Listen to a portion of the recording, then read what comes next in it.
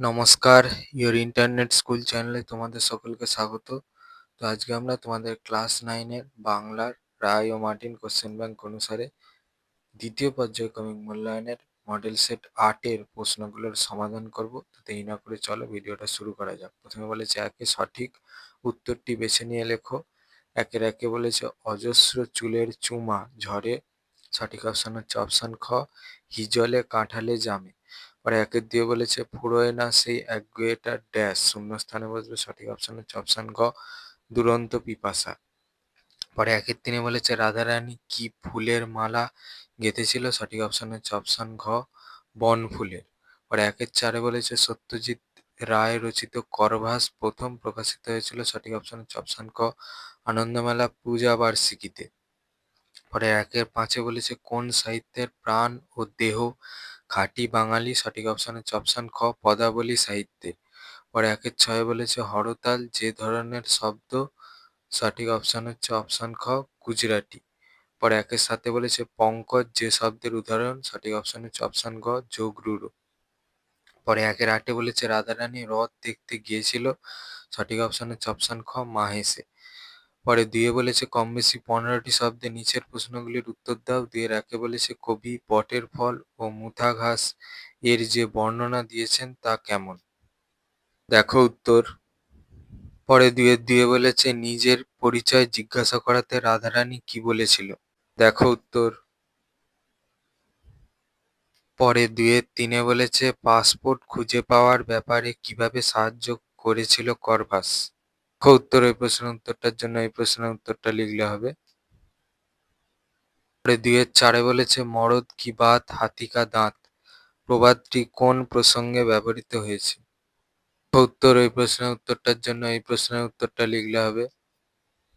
পরে দুইয়ের পাঁচে বলেছে উপাধা কি। দেখো উত্তর। এখান থেকে এই পর্যন্ত লিখবে। দুইয়ের ছয় বলেছে নবগঠিত শব্দ বলতে কি বোঝায়। উত্তর। ওই প্রশ্নের উত্তরটার জন্য এই প্রশ্নের উত্তরটা লিখলে হবে। এখান থেকে এই পর্যন্ত লিখবে। পরে দুইয়ের সাথে বলেছে উপসর্গ অনুসর্গের একটি পার্থক্য লেখো। তো দেখো এখানে তিনটে পার্থক্য দেওয়া আছে, আমি তিনটে পার্থক্য দেখিয়ে দিচ্ছি, তোমাদের মন পছন্দ মতো যে কোনো একটা পার্থক্য লিখে দেবে। পরে তিনে বলেছে কম বেশি 60 শব্দে যে কোনো একটি প্রশ্নের উত্তর দাও। তিনের একে বলেছে ফুরোয় না সেই একগুঁয়েটার দুরন্ত পিপাসা কার কথা বলা হয়েছে। এখানে পিপাসাকে দুরন্ত বলা হয়েছে কেন।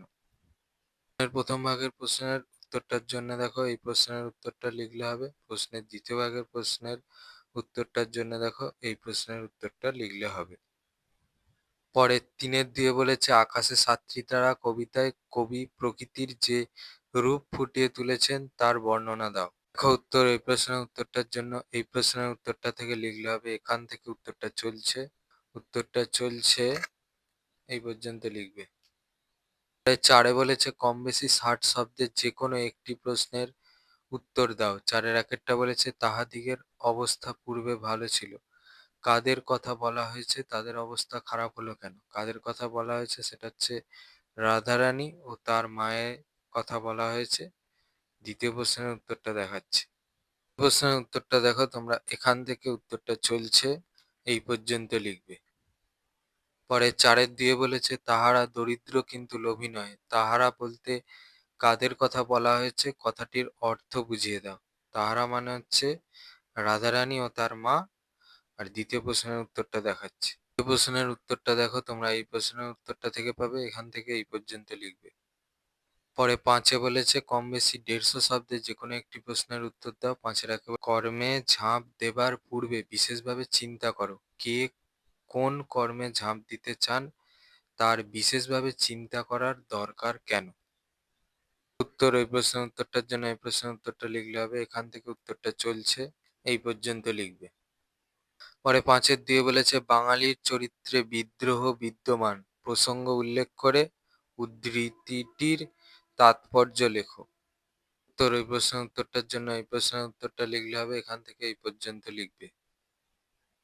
পরে ছয় বলেছে কম বেশি 150 শব্দে যে কোনো একটি প্রশ্নের উত্তর দাও। ছয়ের একেরটা বলেছে আবহমান শব্দের অর্থ কি। আবহমান কবিতার নামকরণ কতদূর সামঞ্জস্যপূর্ণ তা আলোচনা করো। প্রশ্নের প্রথম ভাগের প্রশ্নের উত্তরটা দেখো।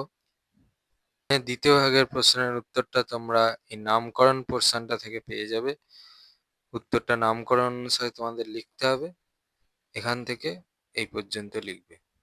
পরে ৬ দিয়ে বলেছে, নেভে না তার যন্ত্রণা যে দুঃখ হয় না বাসি। কার কোন যন্ত্রণার কথা উদ্ধৃতাংশে ব্যক্ত হয়েছে, তার দুঃখ বাসি না হওয়ার কারণ কি?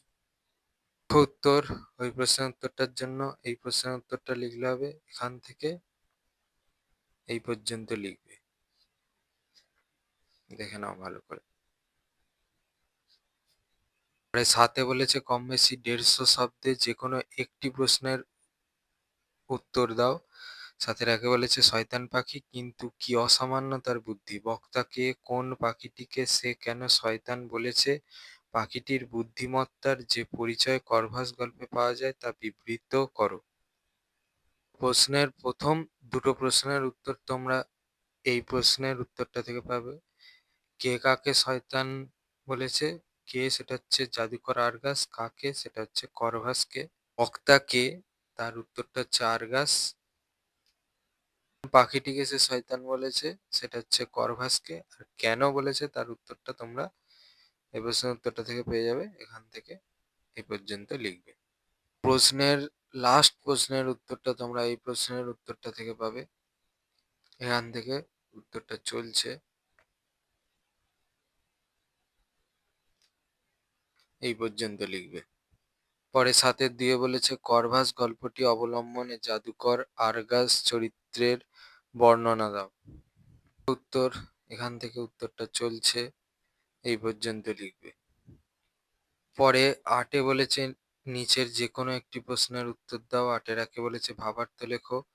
আমারই চেতনার রঙে পান্না হলো সবুজ, চুনি উঠলো রাঙা হয়ে, আমি চোখ মেললুম আকাশে, জ্বলে উঠলো আলো পূবে পশ্চিমে, গোলাপের দিকে চেয়ে বললুম সুন্দর, সুন্দর হলো সে। দেখো উত্তর। পরে ৮ দিয়ে বলেছে, সারাংশ লেখো। মানুষ সৃষ্টির শ্রেষ্ঠ প্রাণী, জগতের অন্যান্য প্রাণীর সহিত মানুষের পার্থক্যের কারণ মানুষ বিবেক ও বুদ্ধির অধিকারী। এই বিবেক, বুদ্ধি ও জ্ঞান নাই বলিয়া আর সকল প্রাণী মানুষ অপেক্ষা নিকৃষ্ট। জ্ঞান ও মনুষ্যত্বের উৎকর্ষ সাধন করিয়া মানুষ জগতের বুকে অক্ষয় কীর্তি স্থাপন করিয়াছে, জগতের কল্যাণ সাধন করিতেছে। পশুবল ও অর্থবল মানুষকে বড় বা মহৎ করিতে পারে না। মানুষ বড় হয় জ্ঞান ও মনুষ্যত্বের বিকাশে। জ্ঞান ও মনুষ্যত্বের প্রকৃত বিকাশে জাতির জীবন উন্নত হয়। প্রকৃত মানুষই জাতীয় জীবনের প্রতিষ্ঠা ও আনয়নে সক্ষম। দেখো উত্তর। এখান থেকে এই পর্যন্ত লিখবে। ছিল তোমাদের বাংলার ক্লাস 9-এর রায় ও মার্টিন কোশ্চেন ব্যাংক অনুসারে দ্বিতীয় পর্যায়ক্রমিক মূল্যায়নের মডেল সেট 8-এর প্রশ্নগুলোর সমাধান। তো তোমাদের যদি এই ভিডিওটা ভালো লেগে থাকে তাহলে ভিডিওটাকে অবশ্যই লাইক করে দাও এবং আমাদের চ্যানেলটাকে অবশ্যই সাবস্ক্রাইব করে দাও। এই ধরনের ভিডিও নোটিফিকেশন জলদি পেতে হলে আমাদের চ্যানেলটাকে সাবস্ক্রাইব করার পাশাপাশি পাশে থাকা বেল আইকনে গিয়ে অবশ্যই ক্লিক করে দাও, যাতে করে ভিডিও আপলোড হওয়ার সাথে সাথেই তোমরা তার নোটিফিকেশন পেয়ে যাও। আর দেখবে ভিডিও ডেসক্রিপশনে আমাদের টেলিগ্রাম এবং হোয়াটসঅ্যাপ গ্রুপের লিঙ্ক দেওয়া আছে, সেখানে তোমরা জলদি জয়েন হয়ে যাও, যাতে করে সাজেশনের পিডিএফগুলো তোমরা কালেকশন করে নিতে পারো। তো আজকের মতো ভিডিওটা এই পর্যন্তই। দেখা হচ্ছে পরবর্তী ভিডিও।